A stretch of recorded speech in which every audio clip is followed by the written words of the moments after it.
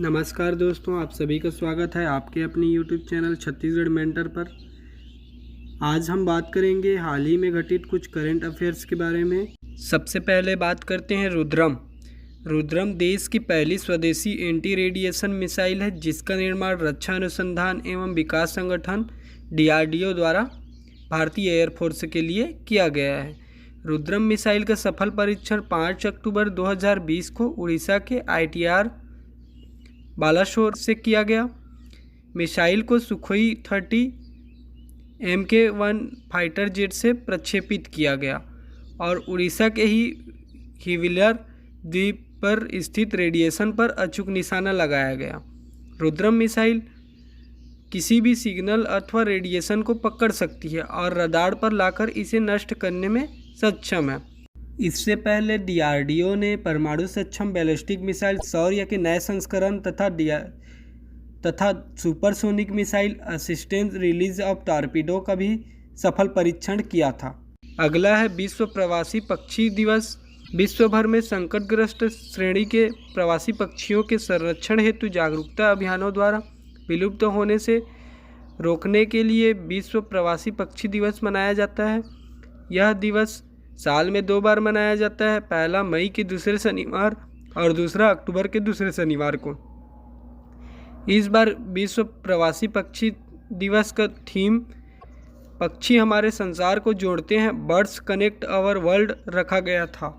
अगला है French open 2020 grand slam जीतने वाली सबसे युवा खिलाड़ी। फ्रेंच ओपन सिंगल महिला वर्ग का खिताब पोलैंड के इवा स्विटेक ने जीता। यह मात्र 19 साल की है। ये उनका पहला ग्रैंड स्लैम है। ग्रैंड स्लैम जीतने वाली यह सबसे युवा खिलाड़ी है तथा पोलैंड की पहली महिला खिलाड़ी भी है। इन्होंने अमेरिका के सोफिया केनिन को हराया। साल भर में 4 ग्रैंड स्लैम होते हैं, French, Wimbledon, Australian, US open. इस साल कोविड-19 की परिस्थितियों के कारण विंबलडन ओपन नहीं हुआ। ग्रैंड स्लैम 2020 के विजेताओं के नाम देख लेते हैं। French open Eva Swiatek, Australian open Sofia Kenin, US open Naomi Osaka. Wimbledon open स्थगित हुआ कोविड-19 के परिस्थितियों के कारण। अगला है प्रीमियम कपास का नया ब्रांड। विश्व कपास व्यापार में भारत के प्रीमियम कपास का नया ब्रांड का नाम कस्तूरी कपास रखा गया है। 7 अक्टूबर को विश्व कपास दिवस के उपलक्ष्य में केंद्रीय कपड़ा मंत्री श्रीमती स्मृति ईरानी जी ने प्रीमियम कपास का नया ब्रांड तथा लोगो भी लॉन्च किया। अगला है क्वाड देश। क्वाड नाम के इस चतुर्भुजीय संगठन में हिंद प्रशांत क्षेत्र के 4 देश भारत, अमेरिका, जापान और ऑस्ट्रेलिया शामिल हैं। क्वाड की शुरुआत वर्ष 2007 में हुई थी। हालांकि इसकी शुरुआत 2004-05 में हो गई, जब भारत ने दक्षिण पूर्व एशिया के कई देशों में आई सुनामी के बाद मदद का हाथ बढ़ाया था। इसकी वर्तमान में बैठक 6 अक्टूबर 2020 को जापान में टोक्यो में संपन्न हुई।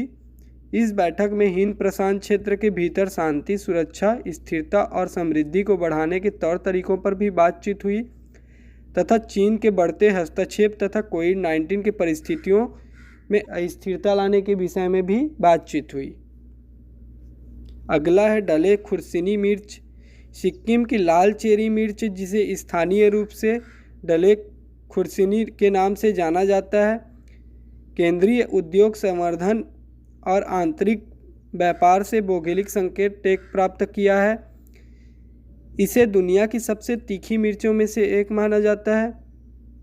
डले खुर्सिनी उत्पादों का सबसे बड़ा निर्माता राज्य सरकार के स्वामित्व वाला सिक्किम है।